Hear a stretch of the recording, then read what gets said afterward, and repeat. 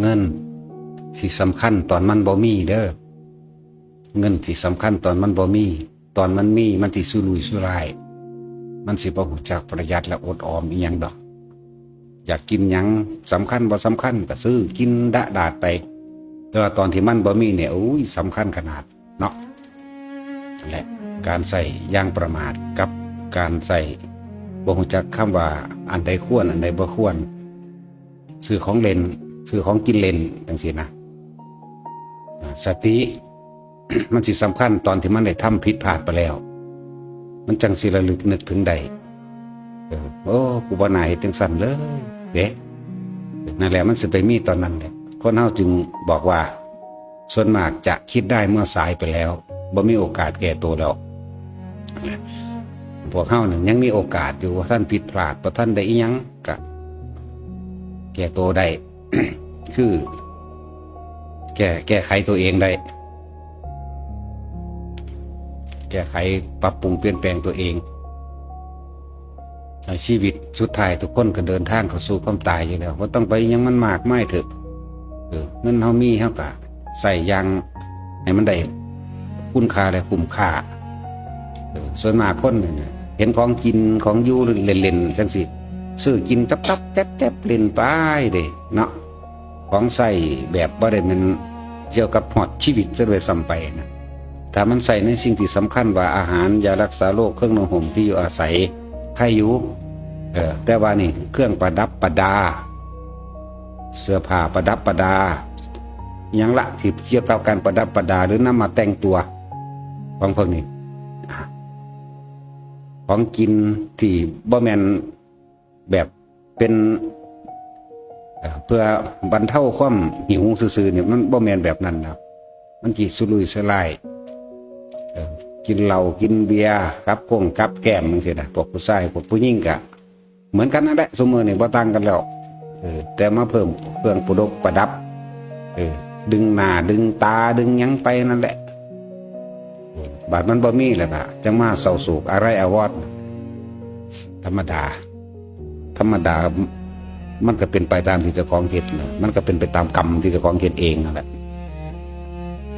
จึงบอกว่าเงินมันสิสำคัญตอนที่มันบ่มีสติสิสำคัญตอนที่มันได้พลาดแล้วกูบ่น่าเฮ็ดจังซั่นเลยนะไปด่าเขาไปแล้วถือเขาปรับเขาไหมหรือว่าได้ผิดพลาดหลายกว่านั้นอีกก็มีนะถูกจับถูกได้เสียค่าเสียหายชดใช้จังซั่นสิมันสิคิดนำภายหลังเด้ตอนที่มันเป็นที่มันสิคึกขนองมันสิพยองคล้องขนตัวเองนะเป็นสั้น จึงบอกว่าสติเนี่ยมันสิมีตอนที่มันผิดพลาดแต่กับตัวเองเสียหายเด้แต่ตัวเองชนะกะอย่างหนึ่งจังว่าพวกเขาอย่าพากันประมาทในเรื่องการใส่เงินคือกันในเรื่อง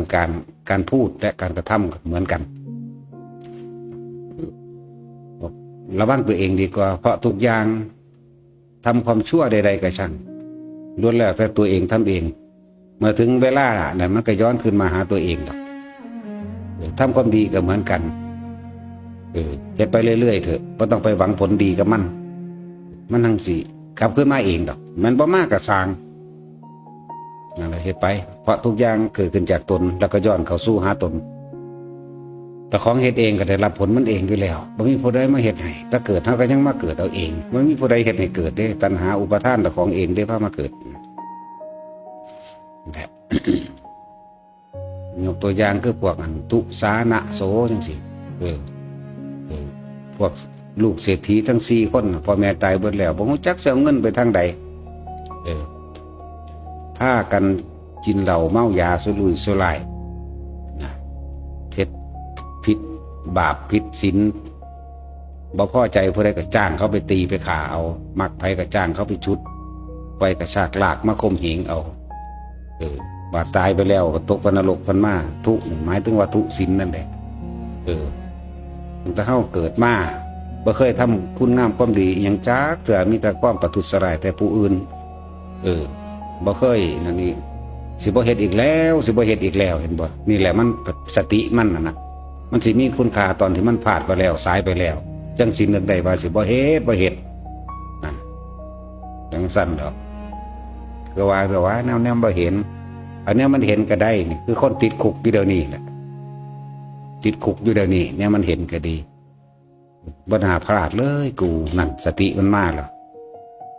แต่กูออกไปนี่กูสิบ่เฮ็ดอีกนะกับตอนนี้มันยังอยู่ในหันอยู่จักก็ล่ะแบบ กับหนึ่งพอได้จังโพขึ้นมาทีหนึ่งห้องโทขึ้นคำเดียวเราลงไปอีกสวนกันกับบักอันนั้นอีกบักหนึ่งฟื้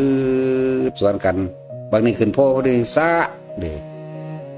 สวนกันอีกหมุนใน4 คนเขาละหมุนสวนกันเป็นกับทุสานะตั้งใจทำดีมันว่านะ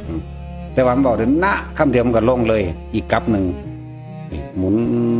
กันไปเบิ่งดูเร็วเลยโพโสเรื่องสั้นแหละเรื่องนี้ก็เป็นเรื่องที่พระพุทธเจ้าเบาสั่งสอนให้พระเจ้าปเสนฟังพระเจ้าปเสนจากได้เมียเขาที่ไปฆ่าเอาเขาเองทั้งสั้นแหละมันก็มีเหตุหลายอย่างแหละ ฟังแล้วก็เกิดความสลดใจก็เลยคิดได้ว่า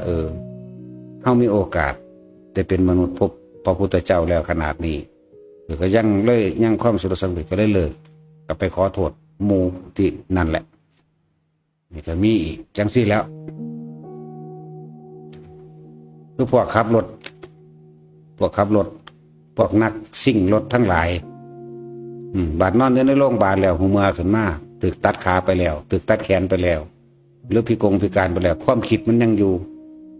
กูบ่น่าเฮ็ดจังสั่นเลยกูบ่น่าเป็นจังซี่เลยแต่กูฟังความพ่อความแม่กูอันนั้นอันนี้กูคือสิบ่เป็นจังซี่เนาะก็โศกเศร้าเสียใจเลยบัดนี้ก็มันสายไปแล้วมึงจะไปแก้หยังได้อีกมึงแก้หยังบ่ได้แล้วเด้นั่นแหละบางพวกกับพิการพวกขายยาบ้ายาเบิกก็คือกันพวกกินยาบ้าก็คือกันบัดนี้คิดได้มันสายไปแล้วเบิดไปก็ดี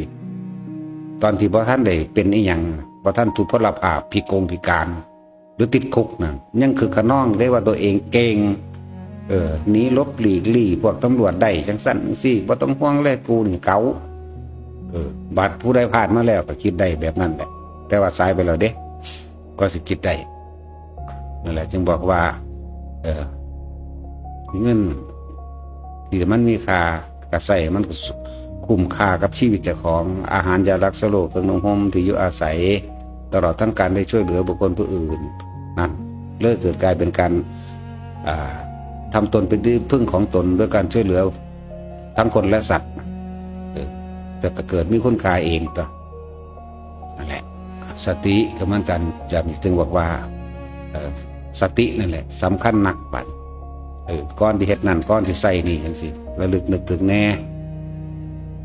คือเฮากินข้าวอิ่มแล้วกับหยังมันก็อิ่มแล้วก็แล้วไป